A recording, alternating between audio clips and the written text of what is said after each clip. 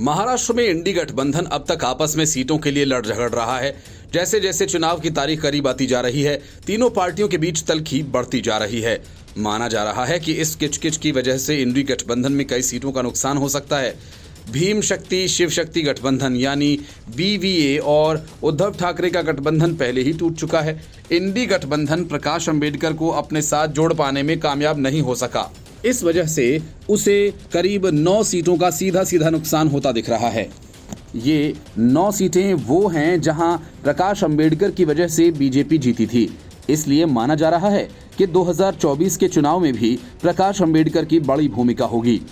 साल 2019 के चुनाव में बीवीए को 6.7% वोट हासिल हुए थे। हालांकि सीट एक भी नहीं मिली। बावजूद इसके अंबेडकर की पार्टी 9 सीटों पर यूपीए की हार की वजह बनी थी। इन सीटों में नांदेड़, सोलापुर, सांगली, बुल्ढाना, परभणी, गढ़चिरौली, हिंगोली, अकोला और हाथकड़गले सीट भी शामिल है। अकोला छोड़ बाकी सभी सीटों पर यूपीए के उम्मीदवार दूसरे नंबर पर रहे थे और बीजेपी शिवसेना के उम्मीदवारों को जीत मिलने का रास्ता साफ हुआ था। अकोला पर तो बीवीए ने यूपीए के उम्मीदवार को तीसरे नंबर तक धकेल दिया था। महाराष्ट्र में लोकसभा की कुल 48 सीटें हैं। ये जानने के लिए कि महाराष्ट्र की सियासत में बीवीए की क्या हैसियत है, इन सीटों के आंकड़ों पर नजर डालनी होगी। नांदेड़ सीट पर बीजेपी को 4,87,000, कांग्रेस को 4,47,000 वोट मिले, जबकि वीवीए ने 1,66,000 वोट हासिल किए थे। सोलापुर में बीजेपी ने 5,25,000 वोट हासिल किए, जबकि कांग्रेस को 3,66,000 वोट मिले। बीवीए को 1,70,000 वोट मिले। सांगली में बीजेपी को 5,09,000, स्वाभिमानी पक्ष को 3,45,000, बीवीए को 3 लाख वोट मिले थे। बुल्ढाना में शिवसेना उम्मीदवार को 5,22,000, एनसीपी को 3,89,000, बीवीए को 1,73,000 वोट्स मिले।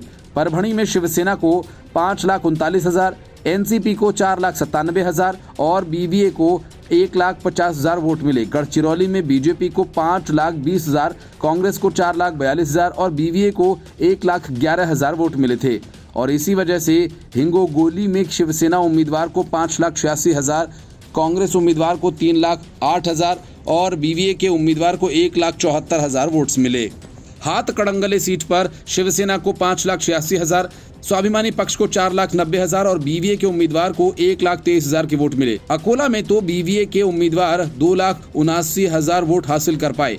वहीं बीजेपी को 5,54,000 तो कांग्रेस को 2,54,000 वोट्स मिले थे। इसके अलावा बीवीए की वजह से कांग्रेस के नेताओं और 2 पूर्व मुख्यमंत्रियों अशोक चौहान और सुशील कुमार शिंदे को भी हार का मुंह देखना पड़ा था। प्रकाश अंबेडकर ने ऐलान किया कि वो 2024 के लोकसभा चुनाव में भी अकोला सीट से ही चुनाव लड़ेंगे। अकोला सीट पर बीजेपी 2004 से लगातार चुनाव जीत रही है।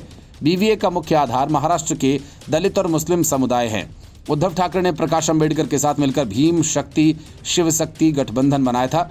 वंचित बहुजन अघाड़ी की लंबे समय तक इंडी गठबंधन में शामिल शिवसेना, कांग्रेस, एनसीपी से सीट बंटवारे को लेकर बातचीत चली, लेकिन बात बन नहीं पाई। साल 2024 में बीवीए ज्यादा से ज्यादा सीटों पर चुनाव लड़ना चाहती है।